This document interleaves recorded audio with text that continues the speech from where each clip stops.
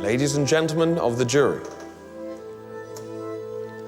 whether we're buying a pair of shoes, selecting a restaurant, choosing a laptop, setting up our first bank account, everyday decisions, from the run-of-the-mill to the life-changing challenges of balancing relationship, career, and individual goals, have become more and more complex as a result of the overwhelming abundance of choice with which we are confronted. We assume that more choice means better options and greater satisfaction. But there is a downside to prolific choice.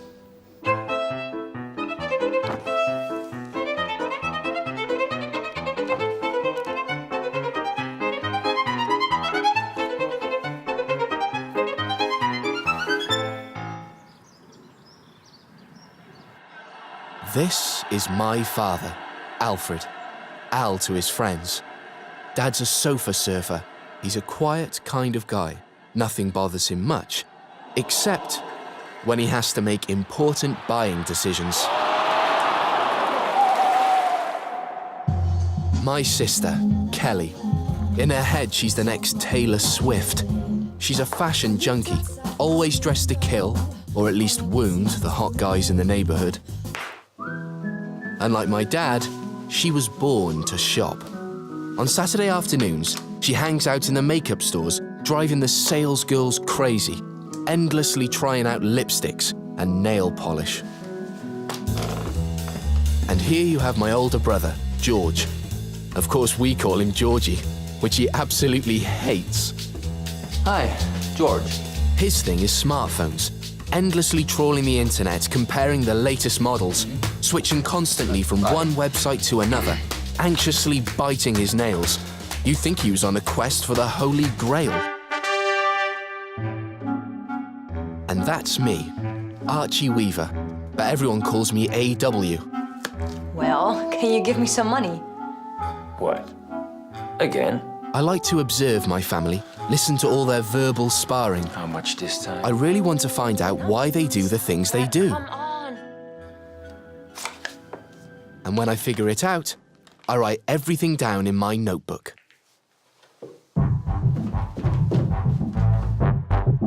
And finally, my mum, Julie.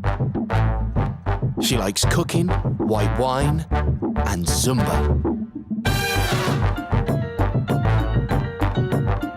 She's my hero, the leader of our pack who takes good care of us all. When she buys groceries, she always looks for products that are just right for each of our 5 individual tastes. But they have to be value for money, and that's a tough task.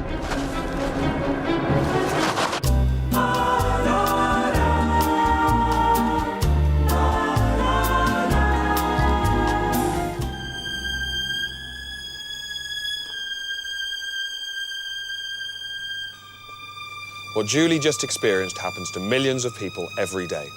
A choice overload leaves them feeling lost, confused, and frustrated. Without choice, life would almost be unbearable. When people have more and more choice, as they do in our consumer-driven society, they feel empowered and free. But as the number of choices keeps growing, the downside starts to become more obvious. The negative aspects are more and more apparent until they start to weigh us down. Now, choice no longer means freedom.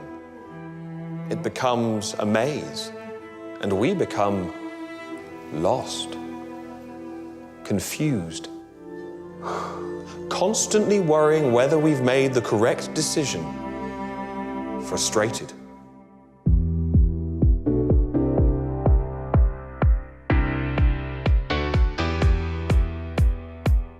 Mamma mia, here I doubt again.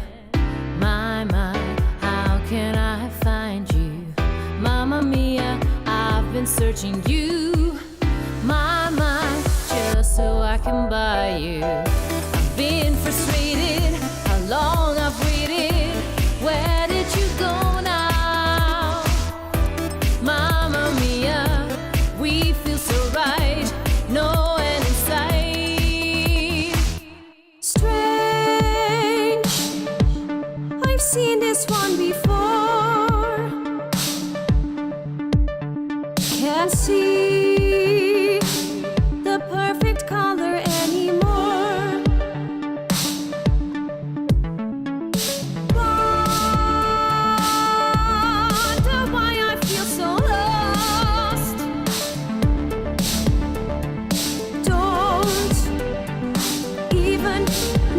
count the cost. Every time I click, I feel really sick. Always something new, don't know what to do. I am so confused.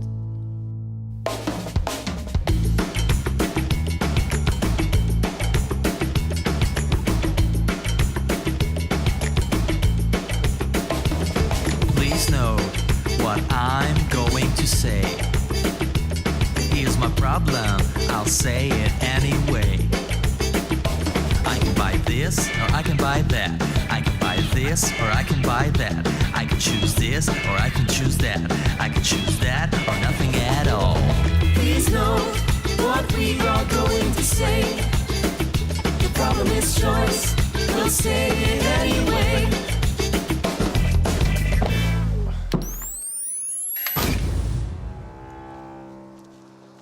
Buying the wrong brand of coffee doesn't have major emotional or financial impact. But when people buy more expensive items that are meant to last, as the number of options increases, psychological stress rises significantly.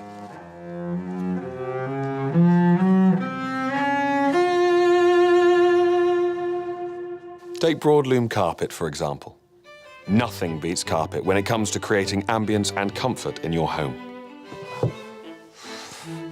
But choosing the right carpet can be downright difficult.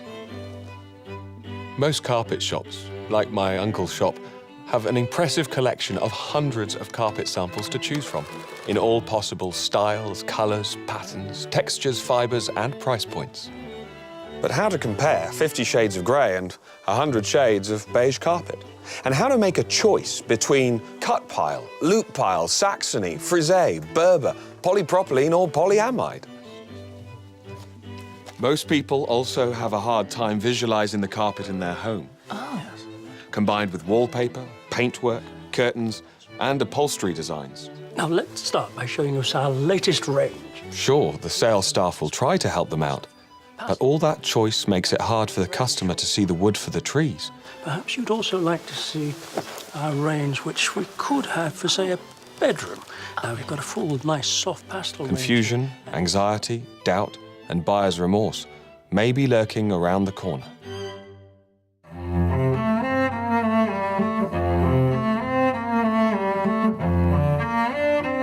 And after all these years, we finally met again. Archie! Archie Weaver! Douglas. He remembered me and my notebook from the supermarket. How are you? I'm well. He told me he'd been teaching abroad at Princeton University, where he had written a book about the abundance of choice. And what about you? What have you been doing these last 15 years? Oh, well, I've learnt a lot about people, about choice, about business. Have you got a minute? And I decided to show him what I'd been up to.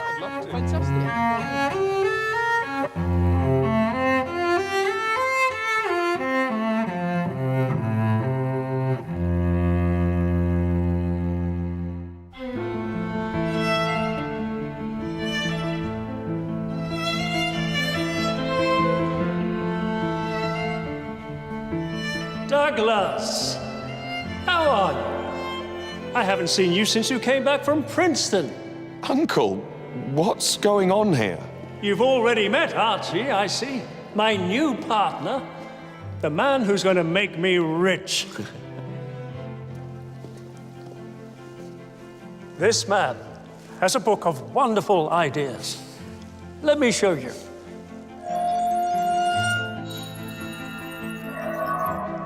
About more is less, and less is more. About taking away the customer's doubts and worries. But Uncle, is this real? Yes, very real. Come this way and I'll show you. Archie told me about engaging customer experience, about funneling the customer through your product offering towards that one carpet that perfectly matches his or her needs. I couldn't have said it better myself. This guy has made me 20 years younger.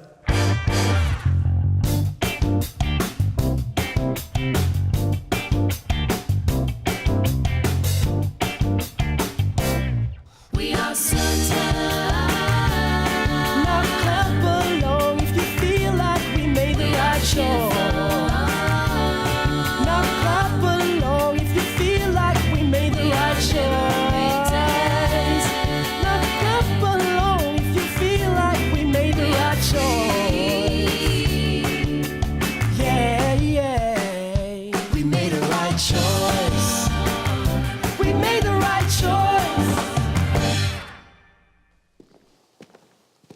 Let's have some fun.